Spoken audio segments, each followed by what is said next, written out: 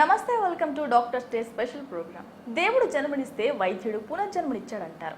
ఇక కరోనా టైంలో ఎంతో మంది డాక్టర్స్ ప్రజలకు పునర్జన్మనిచ్చారు. డాక్టర్ స్టే సందర్భంగా అలాంటి డాక్టర్స్ని మీకు పరిచయం చేసే ప్రయత్నంలో భాగంగా నేను doctor Raghavender Reddy, Renova Neelma hospitals consultant pulmonologist దగ్గర ఉన్నాను. ఆయనతో మాట్లాడి చాలా విషయాలు తెలుసుకుందాం.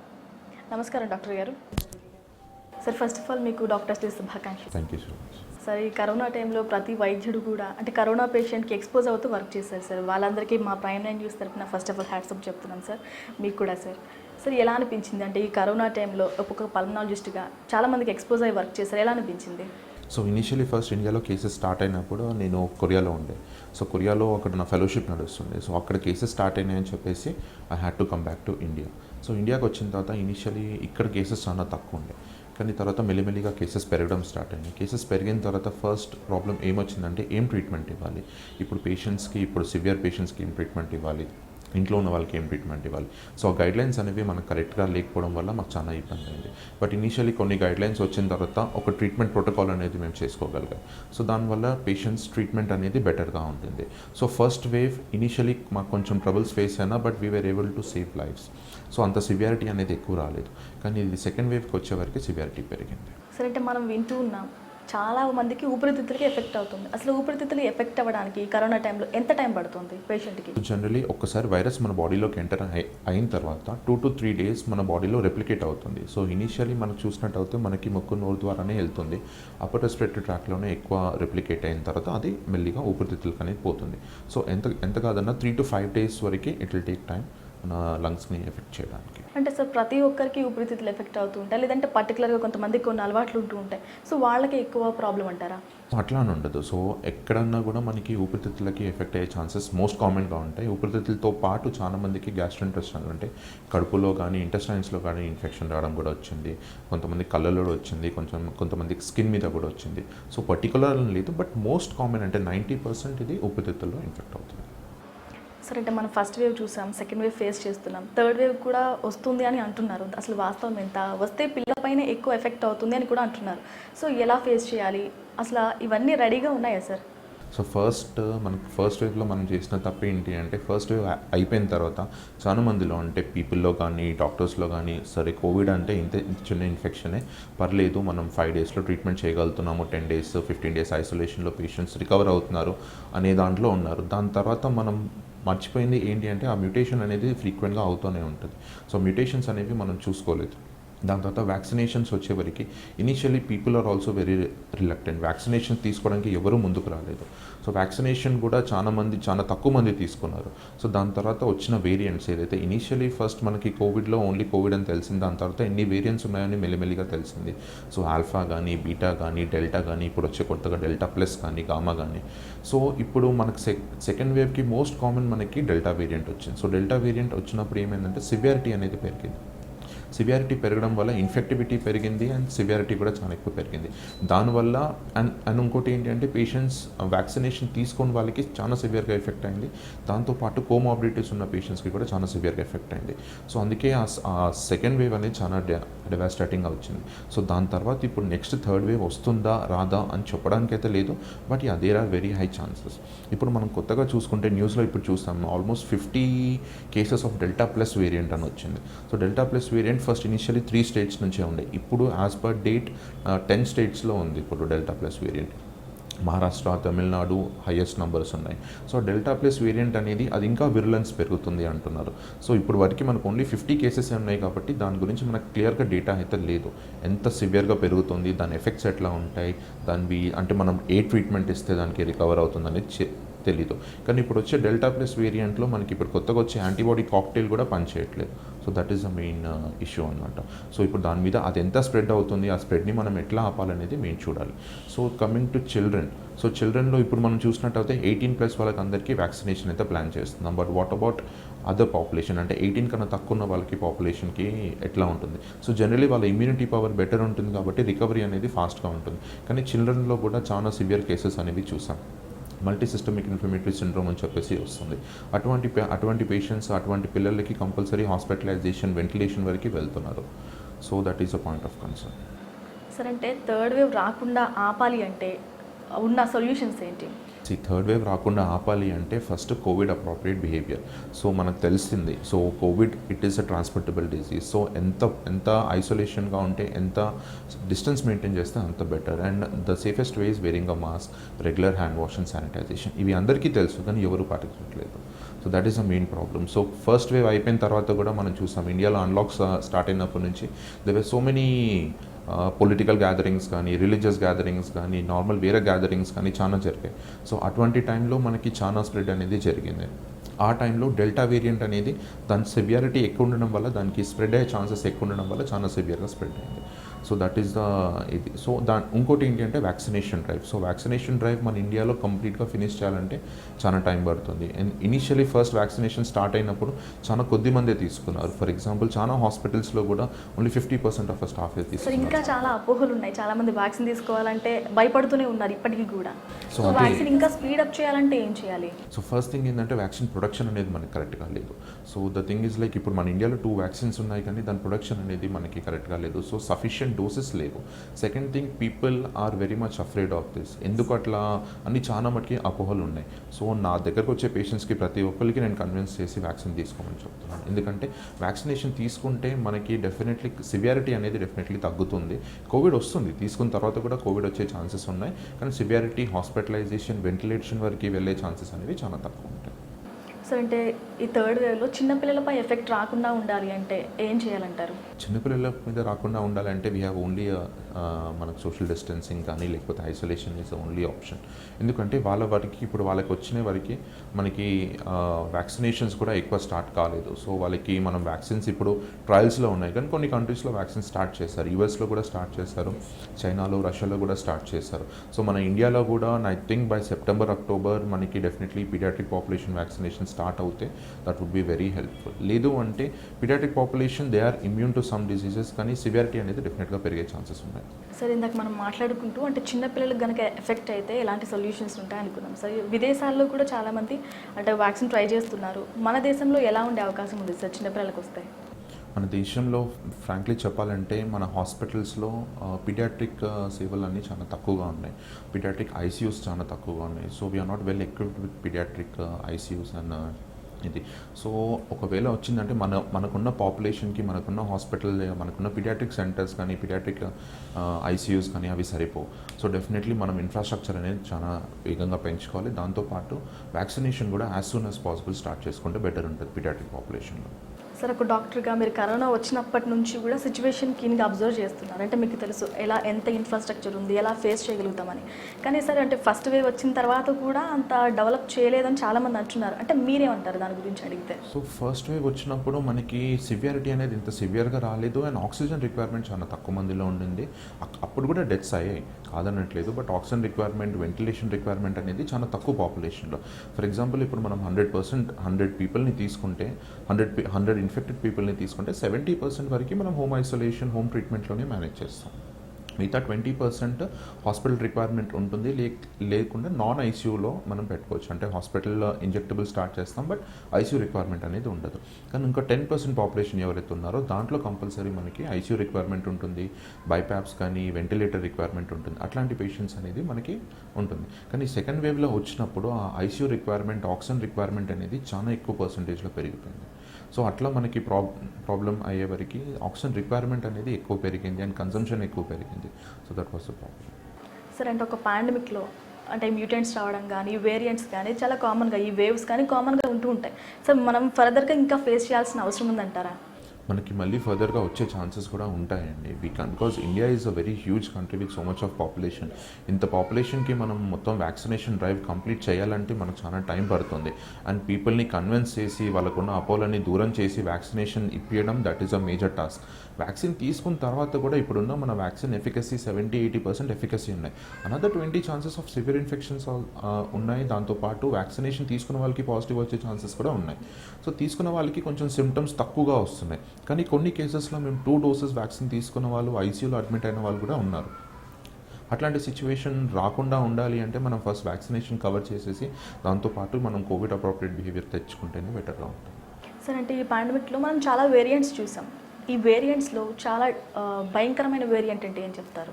సో మనం ఇప్పుడు చూసింది అంటే delta variant was very worst. ఇప్పుడు ఇంతకు ముందు ఉన్న వేరియంట్స్ కన్నా డెల్టా వేరియంట్ అంటారు. కానీ ఇప్పుడు వచ్చింది డెల్టా ప్లస్ అని దాని మీద కరెక్ట్గా స్టడీస్ లేవు.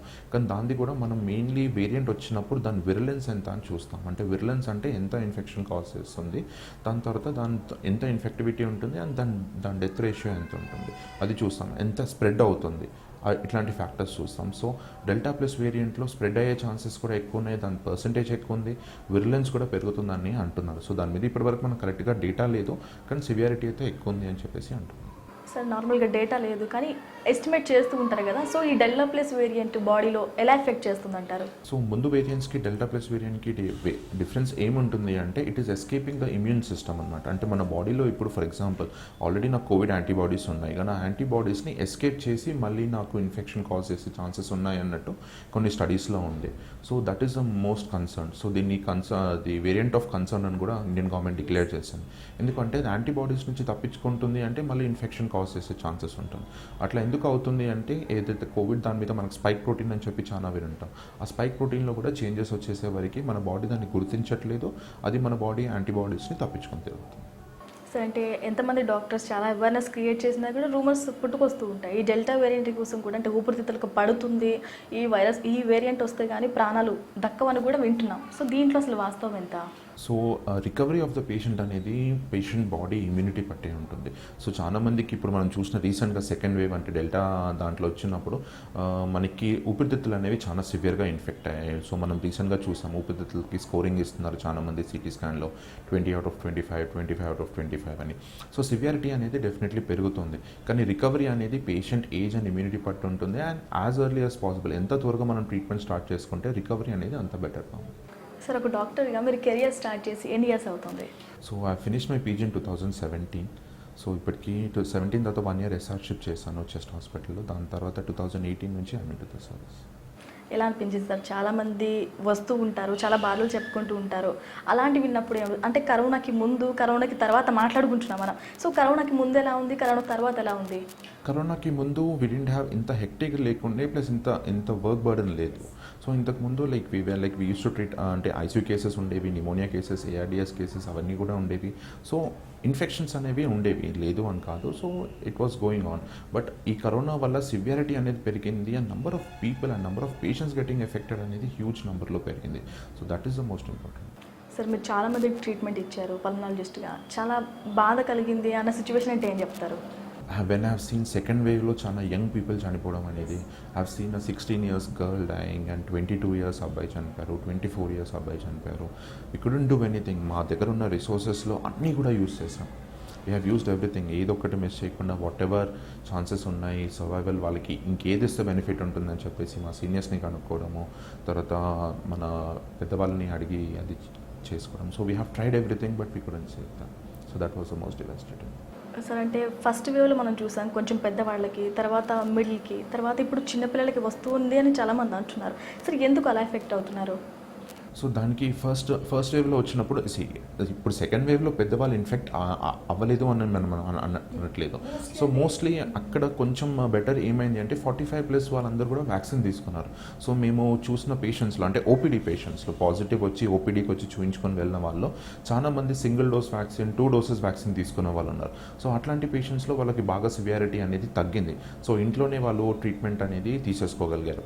కానీ ఎవరైతే 30+ కానీ లేకపోతే 25+ వాళ్ళు ఉన్నారో వాళ్ళు వ్యాక్సినేషన్స్ తీసుకోలేదు కాబట్టి వాళ్ళు దాంట్లో కూడా ఇమ్యూనిటీ ఎవరికైతే తక్కువ ఉంటుందో లేకపోతే కోమార్బిడిటీస్ అంటే ఇప్పుడు చాలా మటుకి ప్రీ డయాబెటిక్ స్టేజ్లో ఉంటారు. సో అట్లాంటి వాళ్ళకి చాలా సివియర్గా ఎఫెక్ట్ అయింది.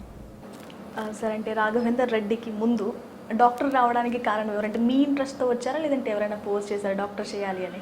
సో మా ఇంట్లో అయితే ఎవరు there is no doctor in the family. So I was the only one, I'm the odd one out అనమాట. సో చిన్నప్పటి నుంచి I had this. So I wanted to become service oriented అనేది ఉంది. So that is the reason I wanted to become a doctor. అంటే ముందు ఎవరు లేదు, ఎవరు ఫ్యామిలీలో అయితే ఎవరు లేదు. అంటే చిన్నప్పుడు కూడా అడుగుతూ ఉంటారు కదా సార్, పెద్ద ఏం చేస్తామంటే డాక్టర్ అంటూ ఉంటారు. సో అలా వచ్చిందంటారా? చిన్నప్పటి నుంచి I was having this. So నాకు మెడికల్ ఫీల్డ్లో వెళ్ళాలి అని చెప్పేసి డాక్టర్ అని చెప్పేసి చాలా ఇంట్రెస్ట్ ఉండింది. సార్ మనం మాట్లాడుకుంటున్నప్పుడు థర్డ్ వేవ్ వస్తే పిల్లలపైన ఎక్కువ ఎఫెక్ట్ అవుతుంది అని కూడా అంటున్నారు చాలామంది. సార్ ఒక పిల్ల వాళ్ళకి వ్యాక్సిన్ క్లినికల్ ట్రయల్స్ చేయాలంటే ఎంత టైం పడుతుంది? సో సేమ్ అడల్ట్స్కి ఎంత టైం పడుతుందో పీడియాట్రిక్ పాపులేషన్ కూడా అంతే టైం పడుతుంది. సో ఇప్పుడైతే వ్యాక్సినేషన్ ట్రయల్స్ అయితే చాలా మటుకి జరుగుతున్నాయి పీడియాట్రిక్ పాపులేషన్లో. So hopefully by October ending వరకు మనకి పీడియాట్రిక్ పాపులేషన్కి వ్యాక్సినేషన్స్ అనేవి వస్తే బెటర్గా ఉంటుంది. ఎందుకంటే to prevent the third wave సివియారిటీని ప్రివెంట్ చేయడానికి బెటర్గా ఉంటుంది. సో మనకి ఎట్లాగా అడల్ట్ పీపుల్కి ఎట్లాగైతే మనము వ్యాక్సినేషన్స్ థర్డ్ ఫేజ్ కాగానే రిలీజ్ చేస్తారో పీడియాట్రిక్ పాపులేషన్లో కూడా కొంచెం అలాగే రిలీజ్ చేస్తారు. But we have to take cautious అనేది చాలా ఉంటుంది. ఎందుకంటే వాళ్ళకి ఇంకా సైడ్ ఎఫెక్ట్స్ ఎక్కువగా వచ్చే ఛాన్సెస్ ఉంటాయి. సో అందుకే కొంచెం జాగ్రత్తగా టైం పడుతుంది. But it should come out as early as possible. సరే, ఇందాక మనం అంటున్నట్టు అంటే ఈ వేవ్స్ రావడం కామన్. సో వేవ్ని ఆపాలంటే ఫుల్లీ వ్యాక్సినేటెడ్ అవ్వాలి. సరే అంటే ఇండియాలో మీరు చూస్తున్నారు కదా, ఎందుకు అంత తక్కువగా అయిందంటారు వ్యాక్సినేషన్స్? సో ఫస్ట్ థింగ్ ఏంటంటే మనకి వ్యాక్సిన్ ప్రొడక్షన్ అనేది కొంచెం తక్కువగా ఉండింది. సెకండ్ థింగ్ మన పాపులేషన్ చాలా ఎక్కువగా ఉంది. థర్డ్ థింగ్ పీపుల్లో చాలా మందికి భయం వేస్తుంది. సో వ్యాక్సిన్ తీసుకుంటే ఇంకేదో అయిపోతుంది, దాని బదులు నేను ఇంట్లోనే ఉంటాను, నేను ఇంట్లో నుంచి బయటికి వెళ్ళను, నాకేం కోవిడ్ రాదు అని. సో ఇప్పుడు సెకండ్ వేవ్లో చాలా మంది పేషెంట్స్ వచ్చిన వాళ్ళు కూడా, సార్ నేను అసలు 6 months నుంచి బయటికే వెళ్ళలేదు, నాకు కోవిడ్ ఎట్లా వచ్చింది. సో మనం వెళ్ళకపోయినా ఇంట్లో వారికి, ఫర్ ఎగ్జాంపుల్ హౌస్ మేట్స్ కానీ లేకపోతే వేరే వాళ్ళు ఎవరైనా వచ్చినప్పుడు కూడా మనం ట్రాన్స్మిట్ అయ్యే ఛాన్సెస్ అనేవి ఉంటాయి. సో వ్యాక్సినేషన్ భయం వల్ల మనం చాలా మంది వ్యాక్సినేషన్స్ తీసుకోలేదు. అట్లాంటి తీసుకొని ఉంటే మాత్రం ఇంత సెకండ్ వేవ్ ఇంత సివియారిటీ అయితే వచ్చేది కాదు. సరే, ఈ ఊపిరితిత్తులు అనేవి హెల్తీగా ఉండాలంటే నార్మల్ అంటే నాన్ కోవిడ్ పేషెంట్స్ కానీ అసలు ఏం చేయాలి? సో మనం హెల్తీ లైఫ్ స్టైల్ ఒకటి మెయింటైన్ చేస్తే సరిపోతుంది. First thing is like we have to have a regular exercise అండి. రెగ్యులర్ ఎక్సర్సైజ్ కానీ బ్రీతింగ్ ఎక్సర్సైజ్ కానీ చేసుకుంటే సరిపోతుంది. సో దానికి మనకి స్పెషల్గా ఏం చేయాల్సిన అవసరం లేదు. Second thing, avoid smoking is a very bad thing. So definitely అది మనకి ఊపిరితిత్తుల మీద డైరెక్ట్గా ఎఫెక్ట్ పడుతుంది. దాంతోపాటు కొంతమందికి ఎన్విరాన్మెంటల్ ఎక్స్పోజర్స్ ఉంటాయి, అంటే డస్ట్ కానీ లేకపోతే పొల్యూషన్ వల్ల. సో దానివల్ల కూడా ఎఫెక్ట్ అయ్యే ఛాన్స్ ఉంటుంది. సో అది కూడా మనం ఎంత కేర్ఫుల్గా మనం మేనేజ్ చేసుకుంటే అంత బెటర్. అంటే సాధారణంగా సార్ మన ఇక్కడ కూడా చాలా పార్టికల్స్ ఉంటూ ఉంటాయి. సో వాటి నుంచి ఎలా మనం బయటపడాలి? సో యాక్చువల్లీ మీరు ఇప్పుడు చూసినట్టయితే ఇప్పుడు మనం మాస్క్ పెట్టుకోవడం వల్ల చాలా మందికి ఆ ఎలర్జీ కానీ అది కానీ తగ్గుతుంది. సో డెఫినెట్లీ ఈ మాస్క్ N95 మాస్క్ అనేది ఆ ఫిల్టర్ వల్ల చాలా మందికి అది ఆ రెస్పిరేటరీ ఇన్ఫెక్షన్స్ అనేవి కూడా బాగా తగ్గిస్తారు. అవును సార్, అంటే ఈ లాక్డౌన్ పెట్టిన తర్వాత కూడా చాలా కేసెస్ తగ్గాయి. ఆస్తమా పేషెంట్స్ అది కూడా మనకి ఆస్తమా ఎగ్జాజర్బేషన్స్ అనేవి కూడా చాలా తగ్గినాయి. So that would be helpful. So ఇప్పుడు పొల్యూషన్కి మనకు ఓన్లీ ఆప్షన్ ఈజ్ లైక్ మనం మాస్క్ వేసుకోవడం వల్ల పొల్యూషన్ కూడా మనకు డెఫినెట్లీ తగ్గే ఛాన్సెస్ ఉంటాయి. అంటే దానివల్ల మనకు వచ్చే ఎఫెక్ట్ కూడా తగ్గే ఛాన్సెస్ ఉంటాయి. సరే, ఈ కరోనా పేషెంట్లు చాలామంది ఐసీయూలో ఉన్న వ్యక్తులు మళ్ళీ ఈ లంగ్స్ ఇంపాక్ట్ కాకుండా ఎలాంటి జాగ్రత్తలు తీసుకుంటే మంచిది? ఒక్కసారి కోవిడ్ వచ్చిన తర్వాత వాళ్ళకి డెఫినెట్లీ ఆ ఫైబ్రోసిస్ అనేది ఉంటుంది, అది రికవరీ కావడానికి టైం పడుతుంది. అటువంటి టైంలో సెకండరీ ఇన్ఫెక్షన్స్ అనేవి మోస్ట్ కామన్ ఉంటాయి. సో ఇప్పుడు మనం రీసెంట్గా చూసినట్టయితే ఫంగల్ ఇన్ఫెక్షన్స్ వచ్చాయి. దాంట్లో బ్లాక్ ఫంగస్ అన్నారు, యెల్లో ఫంగస్ అన్నారు, వైట్ ఫంగస్ అన్నారు. సో ఈ ఫంగల్ ఇన్ఫెక్షన్స్కి చాలా కారణాలు ఉండొచ్చు. బట్ ఈ fungal infections, secondary bacterial infections అట్లా వచ్చే ఛాన్సెస్ అయితే డెఫినెట్లీ ఉంటాయి. సో అందుకే compulsory you have to be careful. అంటే మనకి ఎక్స్పోజర్ ఎక్కువ లేకుండా చూడాలి and maintain safe distancing from everyone. That is only option.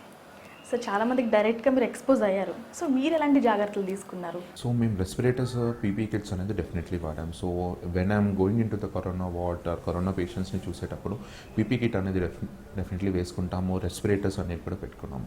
అది పెట్టుకున్న తర్వాత కూడా 100% సేఫ్టీ అని చెప్పట్లేదు. But we might get expose, but we also have that risk of exposure.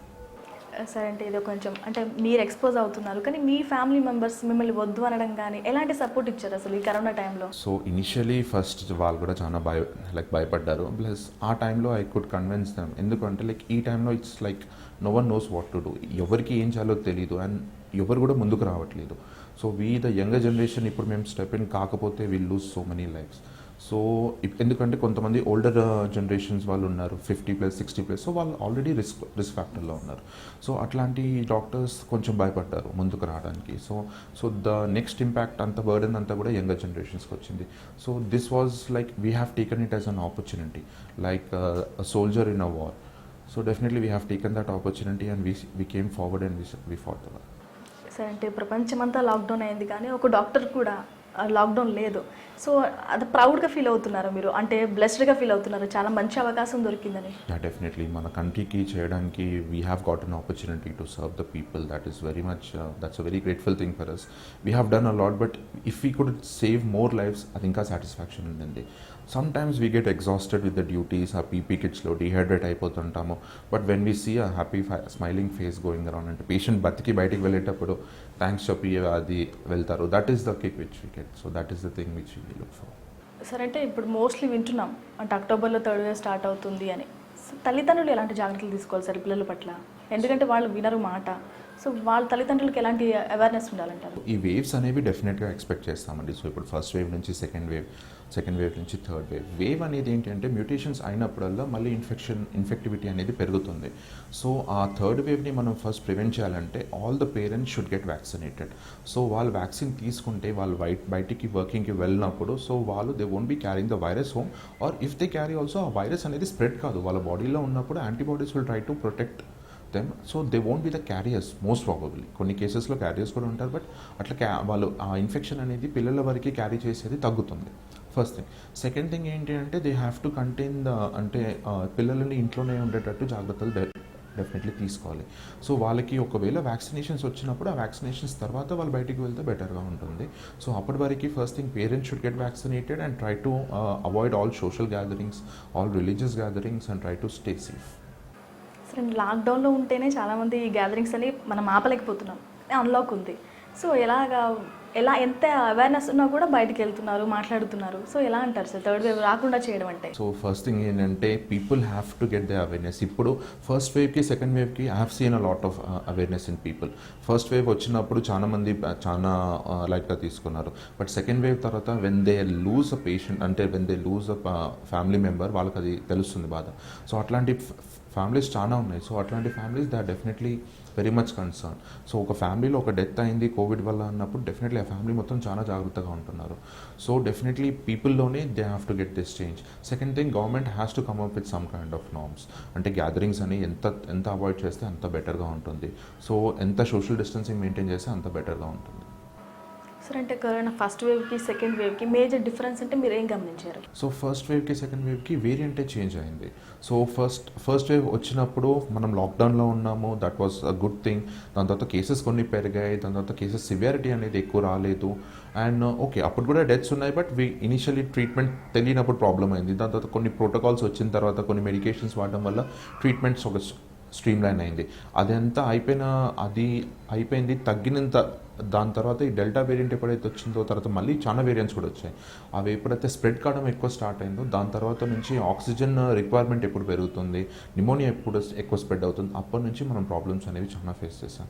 So initially first వేవ్లో కూడా ఆక్సిజన్ రిక్వైర్మెంట్ ఉంటుంది, బట్ సెకండ్ వేవ్లో అంత ఎక్కువ పెరగడానికి కారణము దాని తర్వాత మనకు ఆక్సిజన్ దొరకకపోవడము, ఐసీయూస్ అన్ని ఫుల్ ఉండడము, అసలు హాస్పిటల్లో బెడ్స్ లేకపోవడము, అవి చాలా మటుకి ప్రాబ్లమ్ క్రియేట్ చేశాయి. ఇంకోటి ఏంటంటే ఫస్ట్ వేవ్లో చాలా మంది ఇంట్లోనే నయమైపోయారు కదా, సెకండ్ వేవ్లో కూడా అలాగే అవుతుందని చాలా మంది వెయిట్ చేస్తారు. కానీ ఆ సిమ్టమ్స్ అనేది పెరిగినప్పుడు they should have consulted doctor immediately. నేను చూసిన కేసెస్లో కూడా 10-15 డేస్ వరకు కూడా వాళ్ళు ఇంట్లోనే ఉన్నారు, తగ్గిపోతుంది, నాకేం ప్రాబ్లం లేదని. కానీ తప్పు చేశారు ఎక్కడంటే వాళ్ళు ఆక్సిజన్ లెవెల్స్ చెక్ చేసుకోవాలి. ఓకే మీకు సిమ్టమ్స్ లేవు, ఐసోలేషన్లో ఉన్నారు, దట్స్ అ గుడ్ థింగ్. కొంచెం మైల్డ్ సిమ్టమ్స్ ఉన్నాయి, దానికి డాక్టర్ ప్రిస్క్రిప్షన్ ప్రకారంగా మెడికేషన్స్ తీసుకున్నారు, దట్స్ అ గుడ్ థింగ్. కానీ మెడికేషన్స్ తీసుకున్న తర్వాత కూడా మనకి ఇప్పుడైతే సిమ్టమ్స్ అనేవి పెరుగుతున్నాయి, ఆక్సిజన్ తగ్గుతుంది అన్నప్పుడు definitely you have to visit a hospital as early as possible. Sir అంటే ఒక ప్రాపర్ గైడ్లైన్స్ ఉంటే ఒక సమస్యను మనం సాల్వ్ చేయొచ్చు, కానీ ఒక గైడ్లైన్స్ లేదు, ఏం చేయాలో తెలియదు. అంటే కరోనా స్టార్టింగ్ స్టేజ్లో ఎలా ఫేస్ చేస్తారు సార్ ప్రాబ్లమ్స్? ఆ టైంలో చాలా ప్రాబ్లం ఉండిందండి, because everyone were looking up to WHO ఏమన్నా చెప్తుందా, సో ఏ మెడికేషన్స్ వాడచ్చు. ఎందుకంటే పాపం వాళ్ళు కూడా they didn't have clear guidelines and ఒక్కొక్క కంట్రీ ఒక్కొక్క గైడ్లైన్స్తో వచ్చారు. So initially we had very much problem. So we always SIT with infectious disease people, వాళ్ళతో కూర్చొని వాళ్ళతోనే డిస్కస్ చేసి అన్ని స్పెషాలిటీస్ వాళ్ళతో కూడా డిస్కస్ చేసి so which treatment will be working, ఏం పనిచేస్తుంది, ఎక్కడ వైరస్ ఎట్లా డివైడ్ అవుతుంది, ఏ స్టెప్లో ఎట్లా ఆపొచ్చు అనేది చాలా ట్రయల్ అండ్ ఎర్రర్ లాగానే ఉంటుంది. సో ఫస్ట్ చాలా వాటికి ట్రై చేసాము, కొన్ని పని చేసాయి, కొన్ని పని చేయలేదు. So it's like a learning curve for us also. Sir ఇందాక నేను అడిగినట్టు అంటే పిల్లలకి వస్తుంది అని చెప్తున్నారు, సో రాకుండా ఏం చేయాలంటే పిల్లల పరంగా ఏమైనా చేసే అవకాశం ఉందా సార్? పిల్లల పరంగా రాకుండా అంటే కోవిడ్ అప్రోప్రియేట్ బిహేవియర్ అంటే కంపల్సరీ సోషల్ డిస్టెన్సింగ్ మెయింటైన్ చేయాలి, మాస్క్ అనేది వాళ్ళకి కంపల్సరీ, అండ్ పేరెంట్స్కి కంపల్సరీ వ్యాక్సినేషన్స్ అయిపోవాలి. అంటే సార్ ఇప్పుడు హాస్పిటల్స్ కూడా మీరు అన్నారు ఐసీస్ కూడా తక్కువ ఉన్నాయి, సో ఎలాంటి ఇన్ఫ్రాస్ట్రక్చర్ని డెవలప్ చేసుకోవాలంటారు ఇప్పుడున్న సిచ్యువేషన్? ద హాస్పిటల్స్ కానీ all the government hospitals, private హాస్పిటల్స్లో పీడియాట్రిక్ ఇన్ఫ్రాస్ట్రక్చర్ చాలా తక్కువ ఉంది. So we have to build up that paediatric infrastructure. ఎందుకంటే లాస్ట్ టైం మనం చూసాం ఆక్సిజన్ లేకుండా ఆక్సిజన్తో చాలా మంది సఫర్ అయ్యారు. సడన్గా ఆక్సిజన్ సిలిండర్స్ అయిపోవడము, ఆక్సిజన్ కట్ ఆఫ్ కావడము, దాంతో చనిపోవడము, ఇట్లా చాలా వెంటిలేటర్స్ దొరకకపోవడము, తర్వాత అసలు ఆక్సిజన్ మాస్కులు కూడా దొరకలేని పరిస్థితిలో ఉండే. సో డెఫినెట్లీ అట్లాంటి సిచ్యువేషన్స్ రాకుండా we have to take further steps. So అన్నీ మన ఇన్ఫ్రాస్ట్రక్చర్ పెంచుకుంటేనే we could face this third wave. Sir ఈ మరణాల రేటు కూడా ఈ వేవ్లో చాలా ఎక్కువైంది. సో దానికి కారణం ఏమంటారంటే అంటే సివియారిటీ ఆఫ్ వైరస్ అంటారా లేదంటే ఇతర కారణాలా సార్? సో దానికి చాలా కారణాలు ఉన్నాయి. సో వన్ ఆఫ్ ద ఇది ఏంటంటే సివియారిటీ ఆఫ్ ద వైరస్. అది సివియర్గా వచ్చింది, తర్వాత లేట్ ప్రజెంటేషన్, దాని తర్వాత కోమార్బిడిటీస్ అంటే ముందు నుంచి ఇన్ఫెక్షన్స్ ఉన్న వాళ్ళు, లేకపోతే ముందు నుంచి ఏమైనా జబ్బులు ఉన్న వాళ్ళకి. So they are multiple factors. So ఆ multiple factors lead to so much of death rate. సరే ఫైనల్గా ఒక పల్మనాలజిస్ట్గా ఊపిరితిత్తులు చాలా హెల్తీగా ఉండాలంటే ఏం చెప్తారు ఫైనల్గా? The first thing is like whenever you're in to avoid pollutions. So పొల్యూషన్లో ఉన్నప్పుడు డెఫినెట్లీ మాస్క్ వేసుకోండి. So not only the COVID, మీకు మాస్క్ అనేది పొల్యూషన్ దానికి కూడా చాలా హెల్ప్ఫుల్ అవుతుంది. And do regular exercises and try to avoid smoking. That is the best thing. Sir doctors day సందర్భంగా మీరు ఏం చెప్పాలనుకుంటున్నారు ప్రజలకి? First, I would like to wish all the doctors a very happy Doctors' Day. Stay safe, practice safe. And coming to the people, my message to the people would be like, andaru kuda compulsory vaccination drive lo part teeskondi, get vaccinated. Vaccination is the only weapon which we have to protect ourselves. Social distancing is the most important thing. And also, please do wear your mask. Thank you so much Raghavender Reddy గారు. అంటే ఈ doctors day సందర్భంగా మాతో కొంచెం time spend చేసినందుకు thank you so much.